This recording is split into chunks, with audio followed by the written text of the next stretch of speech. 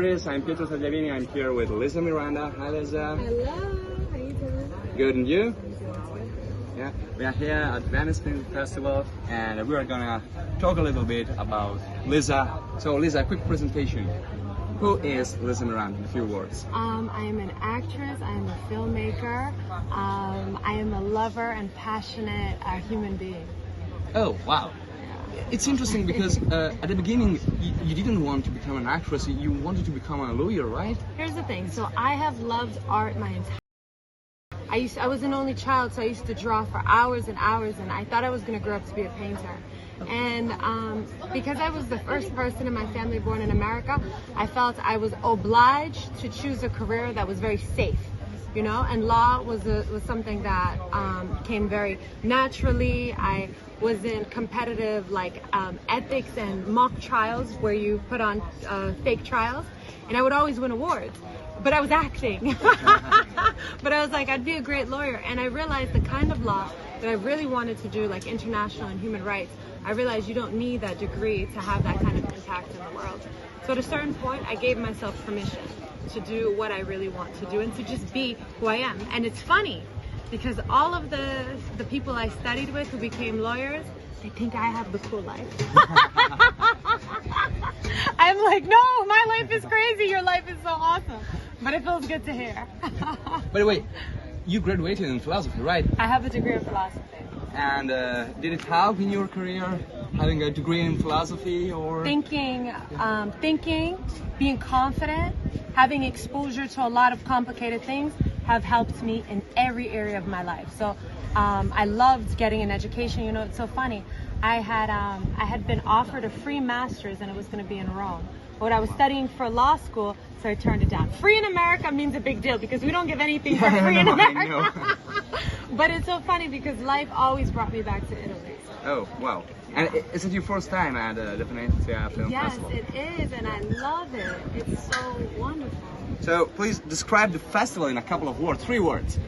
It's dynamic, it's bright, and it's beautiful. Yeah. I mean, looks like a postcard. Yeah, of course. It's one of the most beautiful cities we can see in Italy and in the world. In the world. Because I think I travel a lot, very, very often. I'm never in one country for more than maybe a month. And landing here, you know, it's not business as usual. You get off, you go like this. You know, you can't just, it's not like, oh, you get to Paris or you get to London, da da da.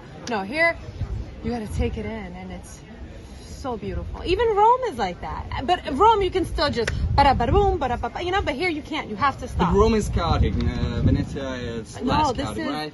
Yeah. It's, in this period, it's... Yeah, I mean, you have the ocean. You can't be too crowded. It's only so many boats you can fit in. Yeah, that's true. So, you become famous with the TV series She's Gotta Have It, right? I'm not famous. Yeah. No, but you are. I'm a little more known. Sure. Yeah, okay, yeah. Okay. Because the series is directed by Spike Lee. I love Spike Lee. He's like a mentor. The thing with him, he's a very genuine person. He doesn't act like a star or like as big as he is. He's just like normal, you know, and kind and available and just a very, very special person. So I've been lucky to have some mentors in my life in various areas that have just been humble, real people who do this stuff because they love it. And for me, that's the kind of person I always want to be. Someone who does things because I love it, and authentic and humble and present.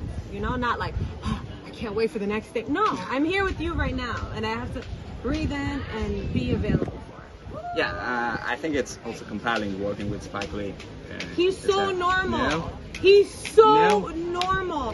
I've gotten a drink with him. I've Ubered him home. He's a normal guy. It's so weird. So the first time actually that I hung out with him, I had met him and we were just, you know, having a meeting. And then after he said, oh, let's go get a drink. And I said, oh man, I didn't eat anything. I'm going to have one drink and I'm going to talk too much and too loud.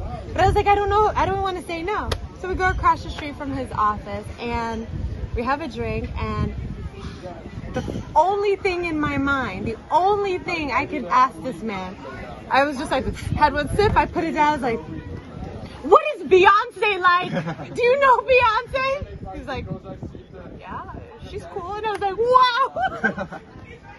I had no other questions for him. Have you ever met Beyonce, by the way? I have not met Beyonce. It's but your I dream. hope when I meet Beyonce, I'll be chill. Yeah? As Spike Lee with you. I was like, yes, exactly. But, I mean, you're in Italy also, not only for the festival, I mean, you know Italy, you've been in Rome, right? Because I studied abroad in Rome. It was, in my junior year, I studied abroad in Rome. I've been to Italy a bunch of times, Rome a lot, often. Yeah, and you also released an interview when you were in Rome about your last film, right? Okay, so, your last film is called Love Afloat. Yeah. Yeah? Why this title? I mean, it's pretty catchy, Love Afloat.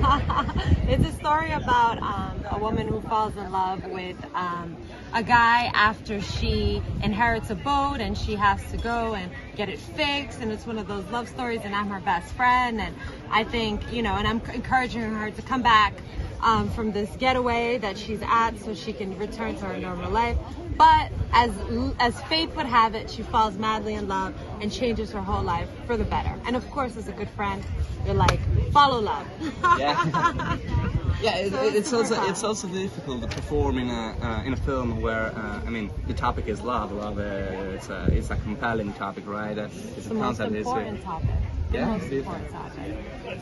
You think that I mean it's not your first time that you deal with love, right? In the cinema. I love. Also, yeah. I know. Also, in She's Gotta Have It, there is a lot of It's a love, lot of right?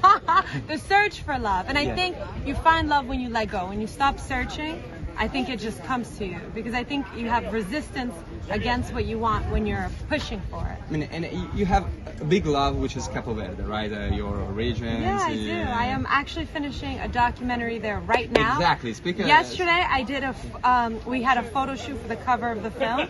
I'm so excited. I'll show you after some of the photos, because it's a passion project. So I've put a lot of love and care, and it's the first time I've been dealing with people in this capacity as a filmmaker, because it's a different hat.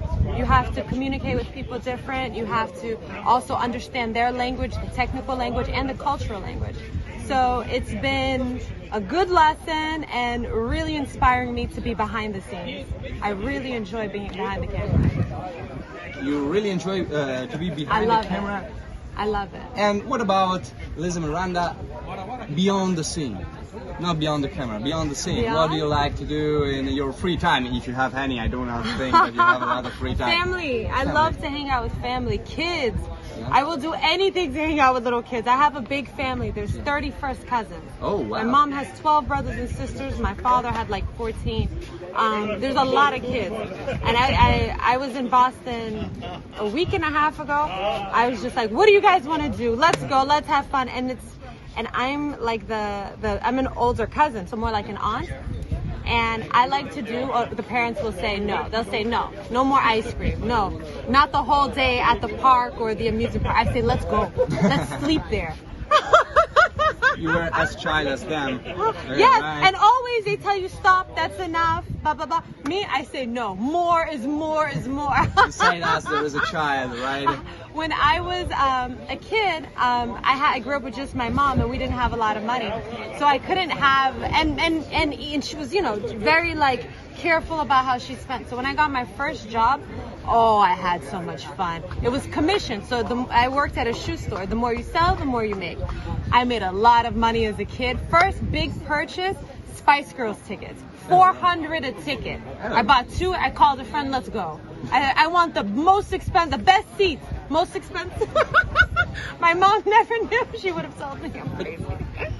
I mean, you have been working in the cinema for many years. Yeah. What's the aim of Lisa Miranda? Why To have do a you good life. act, right? Oh. To have fun, to tell stories and be part of stories that change your perspective. I think cinema is powerful because it quickly changes your opinion and brings you closer to humanity. I can watch something about a person from a place I've never heard of. I don't know the person. They live a different life than me, but somehow their humanity can change how I view them and the world. So I love that. So you think also that cinema has a cognitive value, so can teach us something, right? Of course, especially when we don't know it. We can just laugh or just, it's so cool, and then go home and be like, Okay, and what about acting? Because we see the outcome but there is a lot of work before. And is acting an exercise of abstracting from oneself in order to better impersonate someone else, or there is a lot of Lisa Miranda in your characters? I think the way you make a character real, you have to find the truth. Even if it's a character who you disagree with, you have to not judge that character, and you have to connect to the authenticity, because any of us can do anything under the correct circumstance.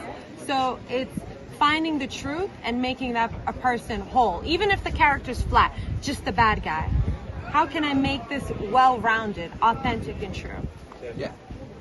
Thank you, Lisa Miranda. Last question. Do you think that after 100 years of cinema, do you think that we can still be original?